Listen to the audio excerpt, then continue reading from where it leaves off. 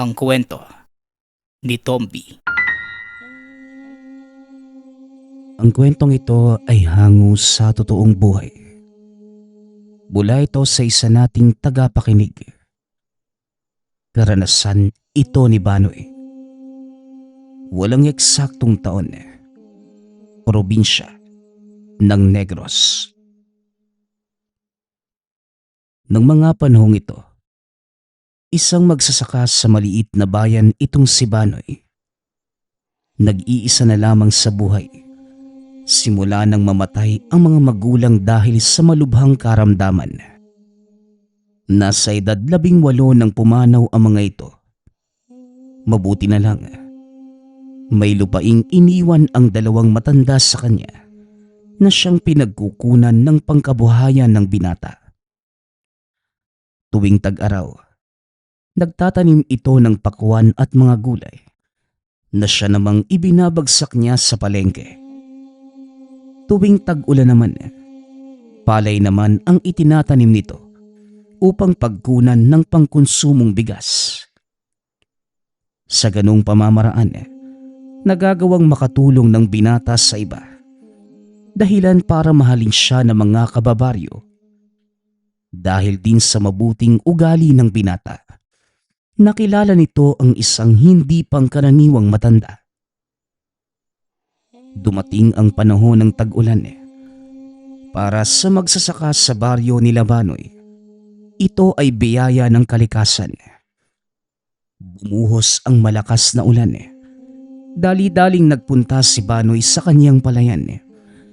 Isinara ang mga bukas na pilapil upang maipon ang tubig sa taniman. Habang nagpapala ng lupa, napansin ng binata ang isang lalaking naglalakad sa may pilapil. Medyo mabagal ito. Iika-ika. Kaya naisip ng binata na may kung anong mali doon. Binitawan ng binata ang pala. Dali-daling nilapitan ang lalaki. Saka pa lamang napagtanto ni Banoy na isa pala itong matanda. Magandang hapon, Iho. Makikidaan lang ako, ha? Kaso naabutan ako ng malakas na ulan Wika ng matanda. Nakita ni Banoy na nanginginig na ang katawan nito sa sobrang lamig. Nako tatang, malayo pa po yung baryo mula rito Sumilong po muna kayo doon sa kubo ko.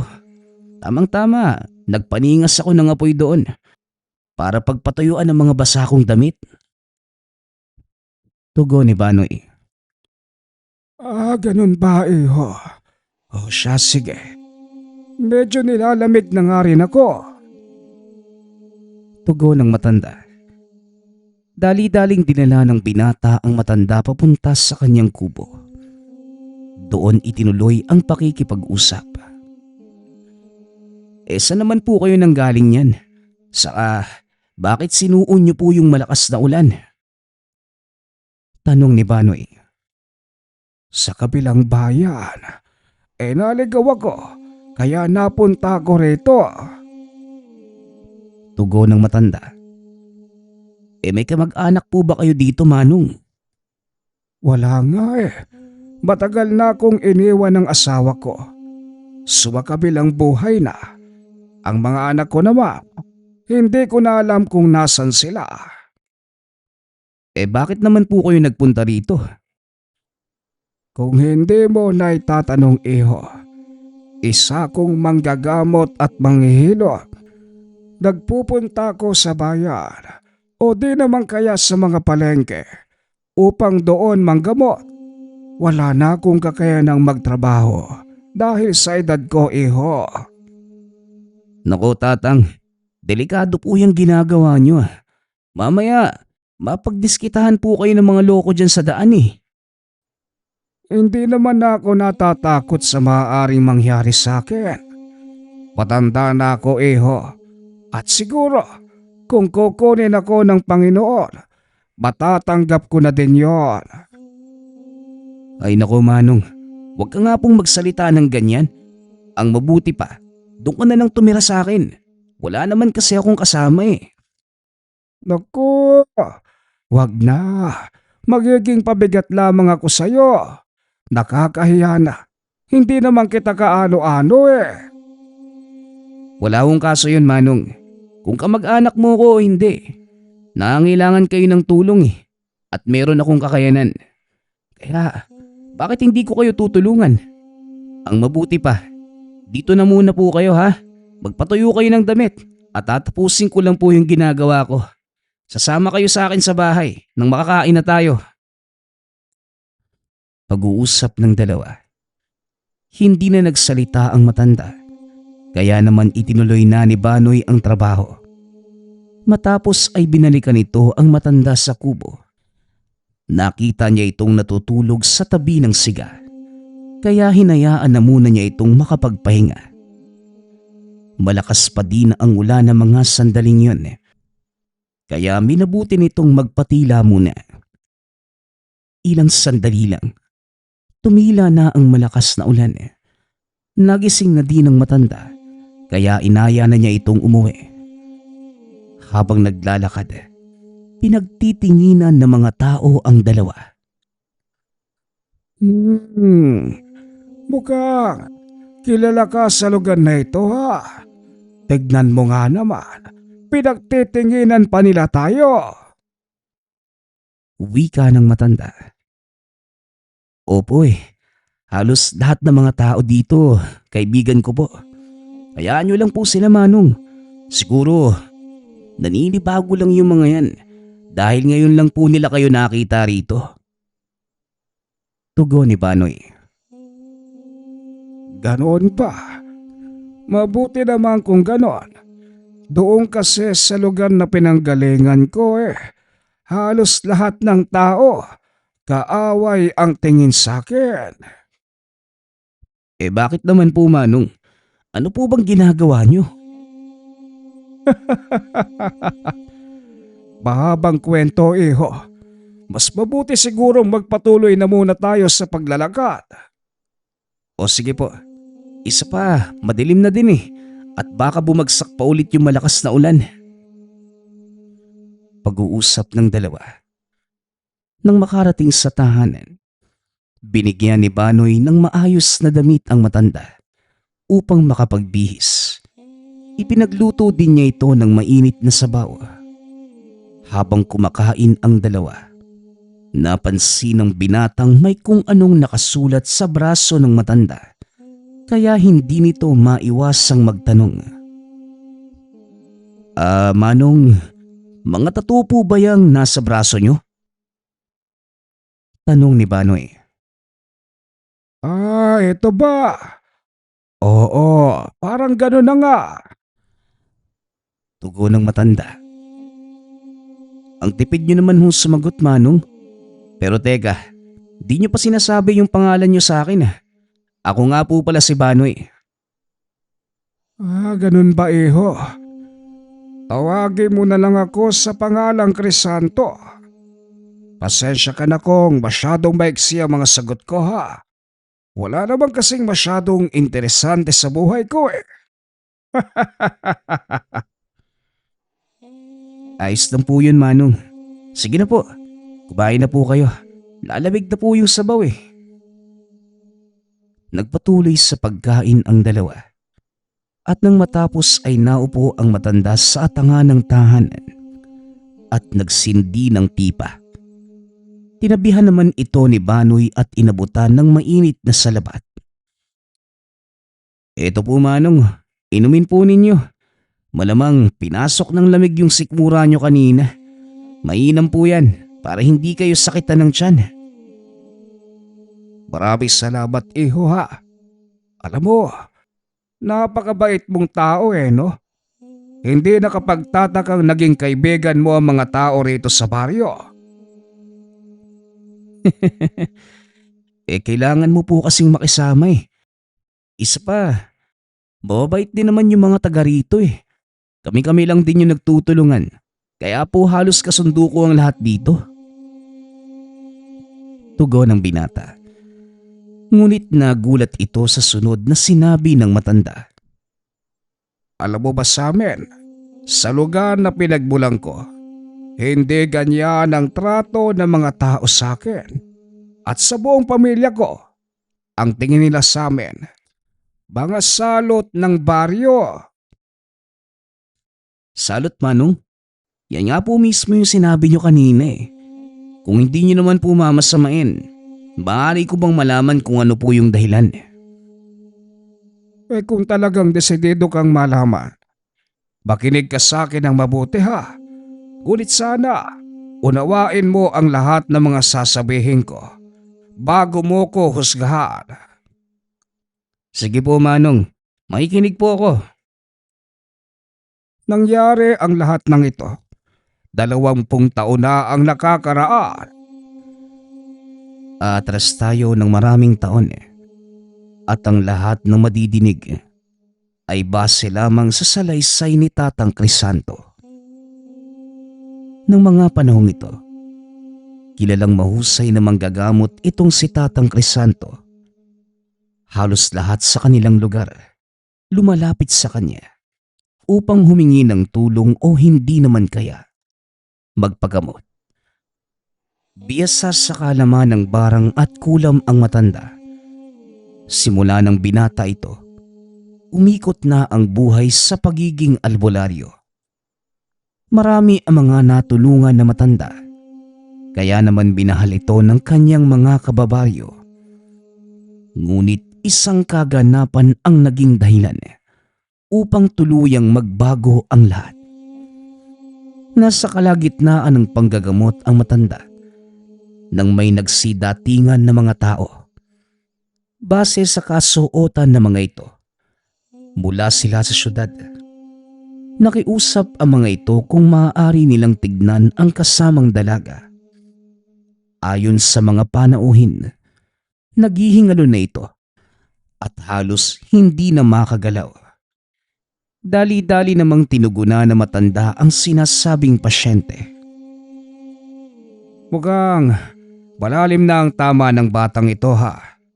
Sabihin niyo sa akin, ilang linggo na ba siyang ganito? Tanong ni Tatang Crisanto. Hindi pa man nakakasagot ang mga panauhin. Pumasok ang isa sa mga kakilala ni Tatang Crisanto. Manggagamot din ito mula sa kabilang baryo. Paumanheng Crisanto, ngunit ako na ang nagdala sa kanila rito. Natignan ko na ang dalagang yan at masasabi kong tama ka. Medyo matagal na din nang magsimula ang kanyang sakit. Sa palagay ko, barang ang dahilan. Kaya ko sila itinuro rito. Pasensya na uli dahil hindi ko kinayang gamutin ang kanyang karamdaman. Tugon ng kaibigan na si Mang Beloy. Ayos lang, Beloy. Mabuti nga at dinala mo siya dito eh. Huwag kang mag-alala. Gaano mang kalalim ang tama ng batang to, pagagawa ko pa din siyang pagalingin. O siya, tumabi na muna kayo at sisimulan ko na ang panggagamot. Wika ni Tatang Crisanto. Inihiga ng mga kaanak nito ang dalaga sa mahabang papag. Nagsimula na ang matanda sa pagtatawas at nakumpirma nitong tama ang sinabi ni Mang Beloy. Tama nga ang sinabi mo, Beloy. Barang nga ang dahilan ng pagkakasakit ng pasyenteng ito. Mahihirapan tayo. Pero sisiguraduhin kong gagaling siya. Hindi ako hihinto hanggat hindi ko napapasuko ang may gawa nito sa kanya. Wika ni Tatang Crisanto. Pinasanib na matanda ang mambabarang sa katawan ng pasyente at sinimula ng kumbate. Nanlaban ang mambabarang, ngunit nagawa itong talunin ng matanda at tuluyang napasuko. Ngunit bago pa man ito tuluyang mamatay, nagbitaw ito ng isang sumpa. Sumpain ka at ang iyong pamilya dahil sa ginawa mo sa akin. Hindi mo muna inalamang nangyari bago ka nakisali. Kaya makinig kang mabuti, manggagamot. Maaaring nanalo ka sa laban natin ngayon at maaari mo kong mapatay. Ngunit sa oras na malagot ang aking hininga, ay siya ding katuparan ng sumpa ko sa iyo at sa buo mong pamilya. Bawat pasyenteng gagamutin mo, isa sa mga kaanak mo ang mawawala. Wika ng mambabarang. Ngunit hindi naman ito pinansin ni Tatang Crisanto sa pag-aakalang nananakot lamang ang mambabarang. Mabilis niya itong ginilitan ng leeg. Naramdaman na matanda ang matinding sakit sa kanyang braso. Ngunit hindi niya ito gaanong binigyan ng atensyon. Ng mga sumunod na araw, saka pa lamang napatunayan na matanda na hindi lang basta pananakot ang sinabi ng mambabarang. Dahil nang muli itong sumabak sa gamutan, namatay ang kanyang bunsong anak. Napuno ng dalamhati ang kanilang tahanan. Nang mga sandaling yun, inakala ni Tatang Crisanto na nagkataon lamang ang lahat. Ngunit makalipas ang ilang buwan, muling bumalik sa panggagamot ang matanda. At sa pagkakataong yun, ang asawa naman nito ang namatay. Saka pa lamang naalala ni Tatang Crisanto na totoo ang sumpa ng mambabarang. Kumalat ang balitang ito sa kanilang baryo, dahilan para iwasan sila ng mga tao at ituring na salot. Isa-isang nagsipag-alisan sa lugar ang mga anak ni Tatang Crisanto, hanggang sa mag-isa na lamang itong naiwan sa kanilang tahanan. At kalaunan, pinagkaisahan ng mga taga-baryo na paalisin ng matanda sa takot na mahawa sila sa sumpang taglay nito. Sa loob ng mahabang panahon, ginugol ni Tatang Crisanto ang kanyang panahon sa pag-aaral kung paanong kalasin ang sumpa ng mambabarang. Hanggang sa wakas, natanggal na niya ito sa tulong ng isang kaibigan. Nagbuwis ito ng buhay para lang mapalaya ang matanda sa kalunos-lunos na sitwasyon. Bagay na labis na pinasasalamatan ni Tatang Crisanto. Dahil dito, muling nakabalik sa panggagamot ang matanda. Ngunit hindi na ito bumalik sa kanilang baryo at nagsimula itong magpagala-gala hanggang sa makarating ito sa iba't ibang baryo. Sa loob ng napakaraming taon, namuhay ng mag-isa ang matanda hanggang sa hindi na nito muling nakita ang mga anak. Balik tayo sa kasalukuyan. Kung ganun Manong, wala naman na pala yung sumpa. Bakit hindi na lang kayo nagbalik sa baryong pinanggalingan nyo? Tanong ni Banoy. Hindi na ako tatanggapin ng mga tao roon. Nabura na ng isang pagkakamali ang lahat ng kabutihan kong nagawa. Ito ang likas na sakit ng mga tao. Tugon ni Tatang Crisanto. Manong, kung iisipin natin, hindi nyo naman na po maaalis yan sa mga tao. Likas po talaga tayo mo panghusga. Sa isang maliit na pagkakamali natin, natatabunan yung 10 mong nagawang kabutihan. Yan po yung buhay sa mundo. Pero masaya po ako dahil naging tapat kayo sa akin. Huwag ko kayong mag-alala. Maaari kayong manatili hanggat gusto ninyo. Hindi ko tatanggihan ang iyong alok, Banoy. At para kahit papano makatulong ako, hayaan mo akong manggamot sa tahanan mo. Ayos ba yun? Pwede naman po Manong. Gagawa na lang po tayo ng kubo dyan sa bakuran. Para po kung sakaling may pasyente kayo, dyan nyo na lang po siya gagamutin. Maraming salamat, iho ha. May mga dala din akong buto ng halamang gamot. Maaari ko bang itanim ang mga ito? Opo, gawin nyo lang kung anong gusto ninyo ha. Basta makakatulong sa panggagamot nyo. Pag-uusap ng dalawa. Kinabukasan, sinimula ni Banoy ang paggapas ng kawayan. Nagagawing haligi at pundasyon sa kubo ni Tatang Crisanto. Naghabi din ito ng kugon na gagawin namang bubong. Isang buong linggo itong ginawa ng binata hanggang sa tuluyang matapos. Siya na din ang nagbigay alam sa mga tao na nanggagamot na si Tatang Crisanto. Noong una, wala namang nagpupunta sa kanilang kubo. Ngunit pagdating ng hapon, habang nagpapahinga ang dalawa, isang kapitbahay ni Banoy ang humahangos na lumapit sa kanilang kinaroroonan. O Mang Aming, ano po bang nangyari at bakit kayo humahangos? Tanong ni Banoy. Yung anak ko, mukhang sinapian ng demonyo. Hindi ba sinabi mo na may albularyo rito? Tugon ng matanda.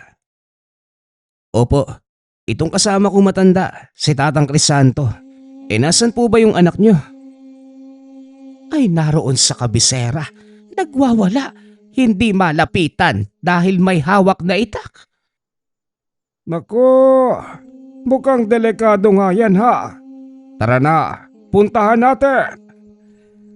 Nadinig mo ba yung sinabi ni Tatang Crisanto? Tara na Mang Aming, samahan nyo kami. Teka, sandali lang. Sigurado ka bang kaya niyang pigilan ng anak ko? Malaking tao yung si Buloy.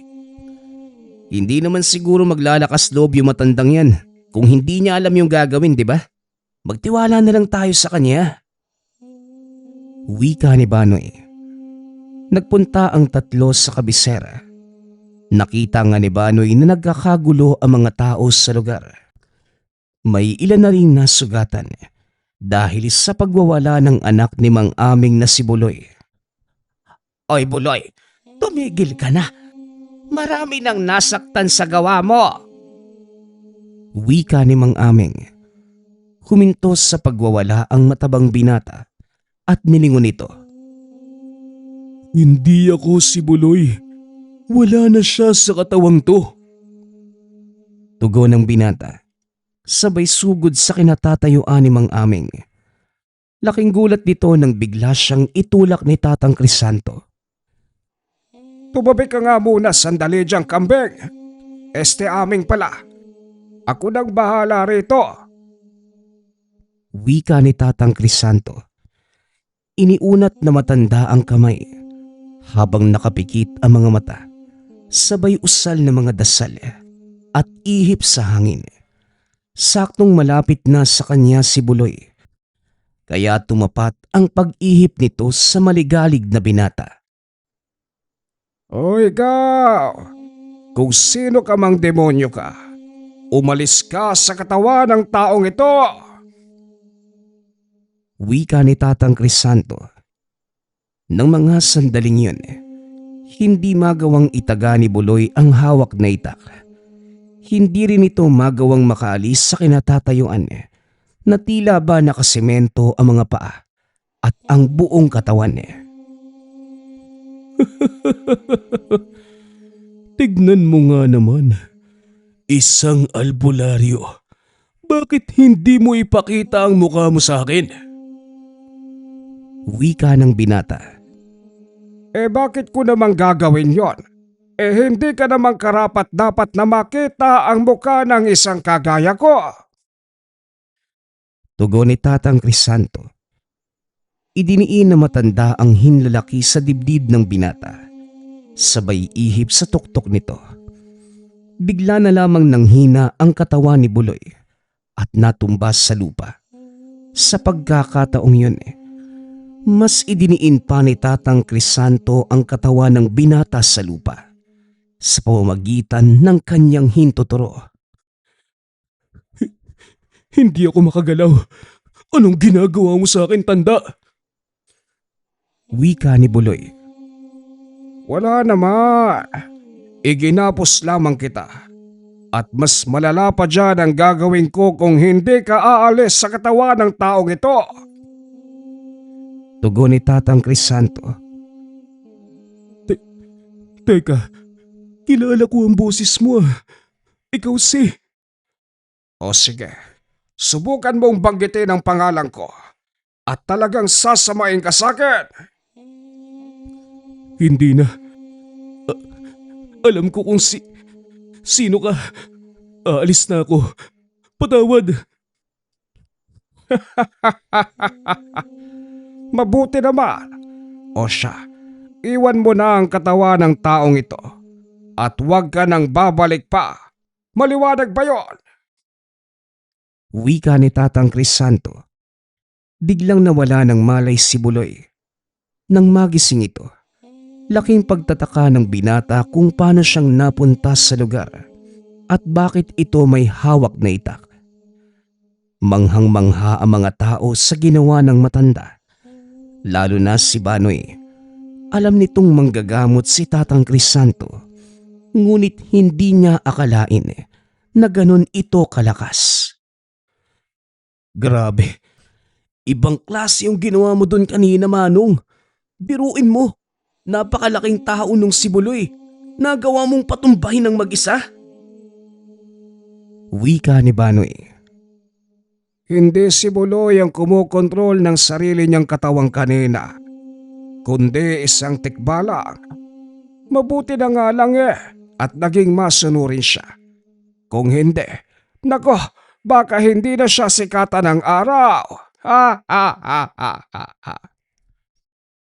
Tugon ni Tatang Crisanto. Pero nadinig ko kanina yung sinabi ng nakasapi kay Buloy. Alam niya daw yung totoo mong pangalan? Ibig sabihin, kilala ka talaga ng mga engkanto? Sabihin na natin parang gano'n na nga. Tara na, tapos na ang gawain ko rito. Sandali lang po, Tatang. Maaari ko bang malaman ang pangalan ninyo? Tawagin mo na lang ako sa pangalang Crisanto.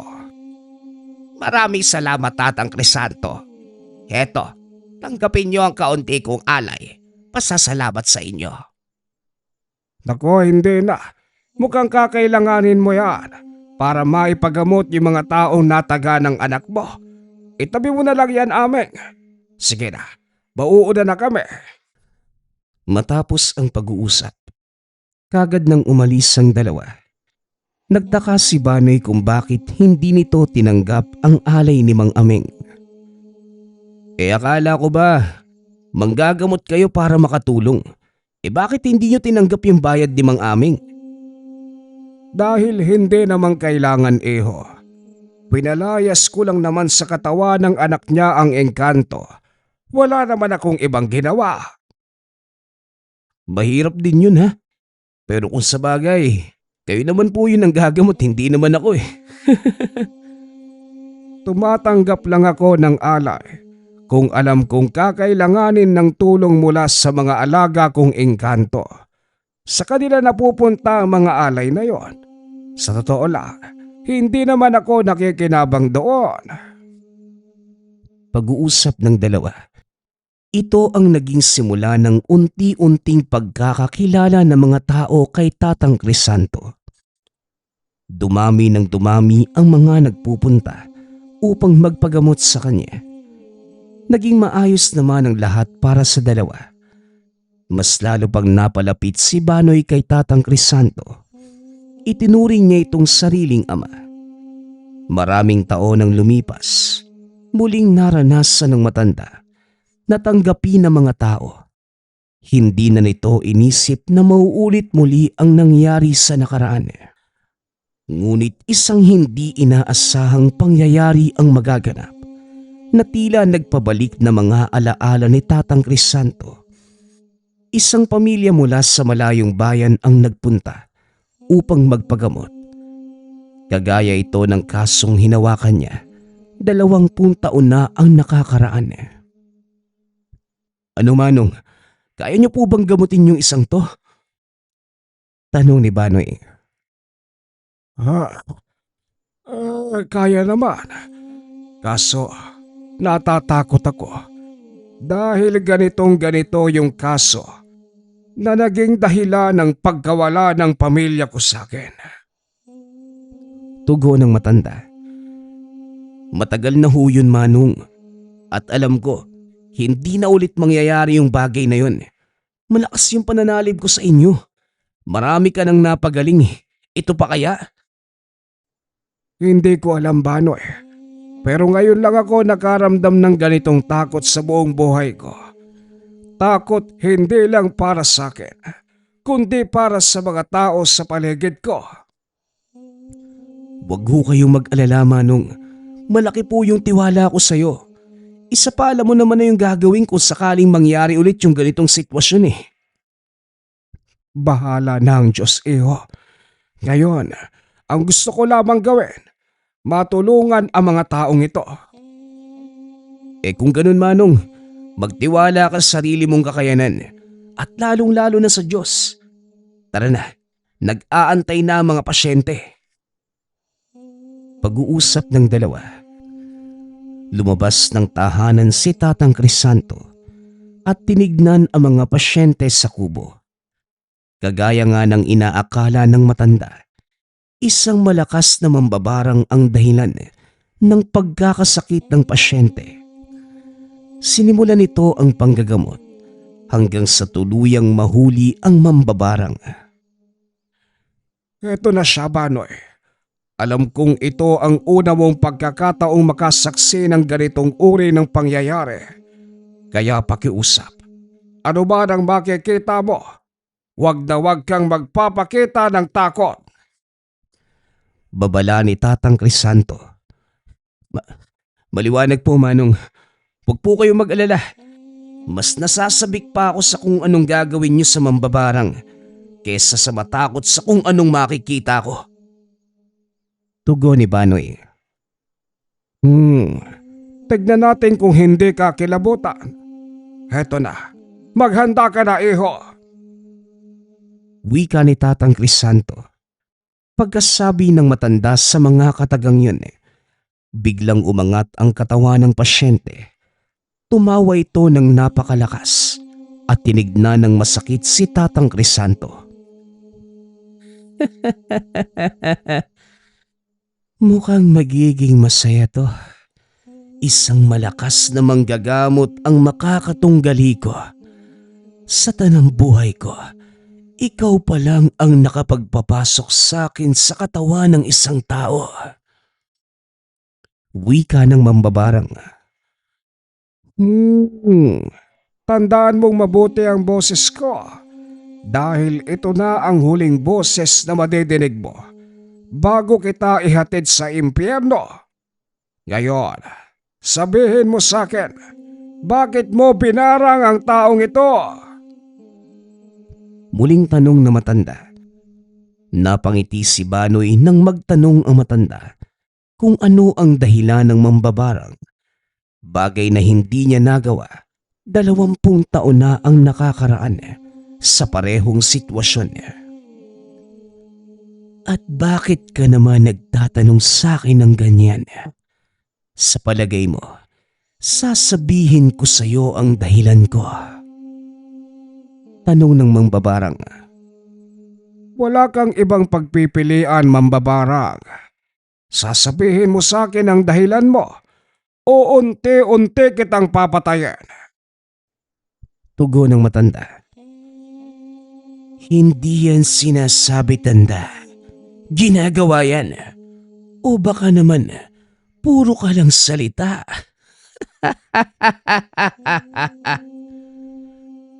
Ang ayoko sa lahat, yung hinahamon ako.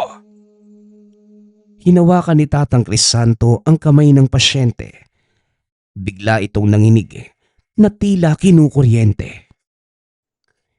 Yan lang ba? Yan lang ba ang kaya mong gawin? Mukhang masyado kong nagtiwala na mas malakas ka kesa sa ibang nakalaban ko. Wika ng mambabarang. Huwag mo kong ipasok sa bulsa mo. Sagutin mo ang tanong ko, mambabarang. Ayoko. Ayoko nga. Abat, tinamaan ka ng kunat ha. Talagang sinasagad mo ang pasensya ko. Wika ni Tatang Crisanto, sabay kuha ng itim na patpat mula sa mesa at marahang tinapik ang braso ng pasyente. Kitang-kita ng lahat ng nakikiusyoso ang latay sa balat nito. Habang naglulupasay, paulit-ulit na ding idinidikit ni Tatang Crisanto ang hawak na patpat sa braso nito. Ano? Kaya mo pa? Sabihin mo na kasi kung ano ang kasalanan ng taong ito sa'yo. Muling tanong na matanda. At kahit sabihin ko pa sa'yo, wala ka din namang magagawa dahil huli na. Patay na ang anak ko dahil sa lalaking ito. Tugon ng mambabarang. Kung ganon, talagang paghihiganti ang dahilan mo. Oo, gusto kong maranasan ng lalaking to at ng pamilya niya ang pait ng mawala ng mahal sa buhay. Naiintindihan ko ang sinasabi mo. Alam ko ang sakit at hirap ng mawala ng mahal sa buhay. Kaso lang, mali ang pamamaraang napili mo sa paghahanap ng katarungan. Pasensya ka na pero hindi na kita palalampasin. At anong gagawin mo sa akin? Papatayin mo din ba ako? Kagaya ng ginawa mo sa nakalaban mong mambabarang. 20 taon na ang nakakaraan. Ha? Kristo? Nanlaki ang mga mata ng matanda dahil nakilala ito ng mambabarang. At sa paano mong paraan ako nakilala? Naguguluhang tanong ni Tatang Crisanto. Ako na lang ang nakakaalam ng bagay na yon. Wala na ding halaga pa kung malalaman mo. Pero hindi ako kagaya ng mambabarang na pinatay mo noon. Alam ko ang pagkakamali mo at alam mo din ang dahilan at kung bakit ko ito ginagawa. Tugon ng mambabarang. Kagaya ng sinabi ko sa'yo, mali ang pamamaraan ng paghahanap mo ng hustisya. Kung namatay man ang anak mo dahil sa taong ito, bakit hindi mo hayaan na ang batas ng tao ang magparusa sa kanya? Hindi makakamta ng isang kagaya ko ang katarungan mula sa sinasabi mong batas ng tao. Kilala lang nito ang mga mayayaman, ang mga walang kakayanan, hindi makakatikim ng patas na pagtrato. Nakakalungkot mang aminin, ngunit totoo ang sinasabi mo. Gayunpaman, kailangan mo pa ding managot sa mga nagawa mong pagkakamali. Kaya hanggat maaga pa, alisin mo ang sakit ng taong ito at titignan ko kung anong magagawa ko. Muling wika ni Tatang Crisanto. Kumilos ang kamay ng pasyente na tila may kung anong binubunot sa binti, braso at sa tiyan. Matapos ay pinagpagdin ito ang katawan. Naglaglagan ang mga makamandag na alupihan at iba pang insekto na kumakain ng laman ng tao. Ginawa ko na ang gusto mo, Kristo. Ngayon, ipatupad mo na ang hatol mo. Hindi na. Umalis ka sa katawan ng lalaking ito at huwag nang manggagambala pa. Matapos ibigay ni Tatang Crisanto ang utos, nilisan na mambabarang ang katawan ng pasyente. Maya-maya lang, nagkamalay na ito at sinimulang alamin na matanda ang totoong dahilan kung bakit ito nagkasakit. Ayon sa pasyente, isang babae ang niloko niya at dahil sa sobrang kalungkutan, nagpakamatay ang nasabing babae. Isang malutong na suntok ang inabot ng pasyente mula kay Tatang Crisanto bilang parusa sa ginawa nitong kawalang hiyaan. Sinabihan din ito na matandang wag nang uulitin ang ginawa niya dahil kung hindi, siya mismo ang papatay sa kanya. Matapos ang kaganapang yun, nagpasalamat pa din ang pasyente dahil napagaling na matanda ang kanyang karamdaman. Mas lalo pang dumami ang mga natulungan ng matanda. Ngunit dumating rin ang panahon kung kailan kailangan na nitong magpahinga. Bagaman masakit para kay Banoy, ngunit wala naman siyang magagawa pa dahil matanda na din si Tatang Crisanto. Gayunpaman, naging masaya pa rin ang binata dahil nagawa niyang makatulong sa isang mabuting tao. Sa kasalukuyan, doon pa din naninirahan si Banoy sa kanilang lupain sa Negros. At may sarili ng pamilya. Retirado na din ito at ang mga anak na ang nagpatuloy ng kanyang hanap buhay na pagsasaka. Palaging nakaupo si Banoy sa lumang kubo kung saan minsang nanggamot ang ligaw na estranghero na albularyo. Nagpapasalamat nga pala ako sa lahat ng sumusuporta sa ating channel. Nawa ay patuloy niyong suportahan at pakinggan ang ating mga kwento. Hanggang sa muling pakikinig. Paalam.